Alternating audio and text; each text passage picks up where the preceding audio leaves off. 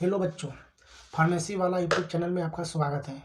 तो आज हम लोग पढ़ेंगे बी फार्मा सेकेंड सेमेस्टर का पैथोफिजियोलॉजी सब्जेक्ट का यूनिट 1। तो चलो स्टार्ट करते हैं वीडियो।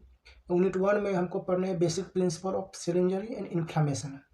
तो हम पढ़ेंगे, पहले पैथोफिजियोलॉजी पढ़ रहे हैं तो पैथोफिजियोलॉजी का मतलब जानना जरूरी है। तो पैथोफिजियोलॉजी होता क्या है?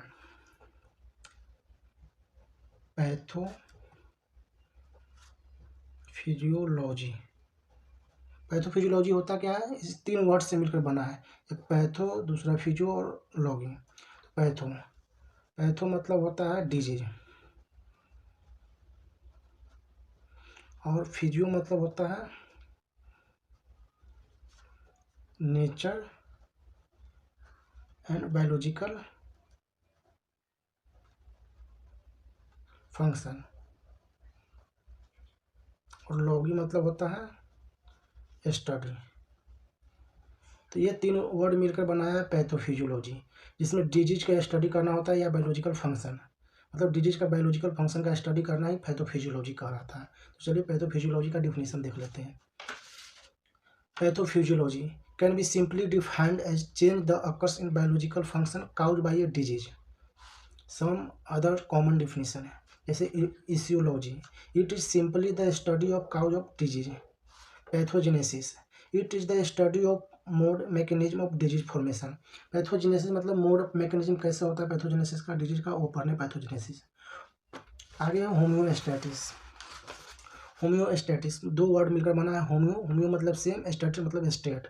होम्योस्टैटिस is defined as the ability of human body to maintain a constant internal environment by maintaining and balancing a pH, temperature and acid base level. मतलब होम्योस्टैटिस का वर्क क्या होता है कि जो भी कोई इंटरनल एनवायरनमेंट, मतलब हमारे बॉडी के इंटरनल में कोई भी इंक्रीज या डिक्रीज हुआ है तो उसको बैलेंस करके रखता है, मतलब सेम लेवल में ले आता है।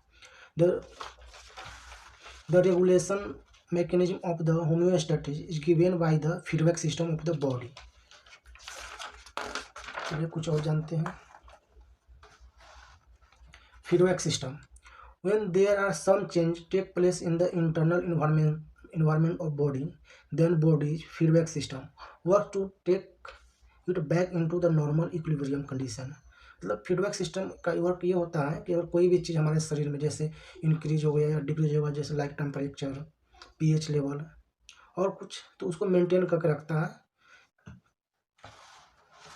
तो feedback system include 3 basic components: receptor, control centre and effectors. तो ये सब का वर्क क्या होता है, चलिए देखते हैं। Receptor, a receptor is a body structure that monitor detects change in the internal environment of body.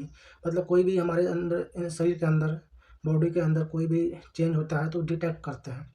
और control centre, A control centre in the body is receive the input from the receptor and generate output in the form of nerve impulse, hormones और other chemical signals. मतलब इसका क्या होता है, जो मतलब कि जनरेट हुआ, इसको रिस्पॉन्स हुआ तो नर्व के पास इम्पल्स, हार्मोन्स और अदर केमिकल सिग्नल्स भेजता है।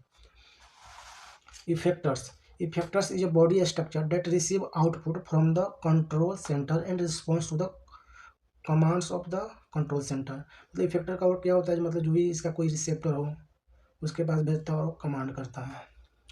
तो फीडबैक सिस्टम का टाइप देखते हैं। Types of feedback system, there are basically 2 types of feedback system. First is positive feedback system, second is negative feedback system. Positive feedback system क्या होता है?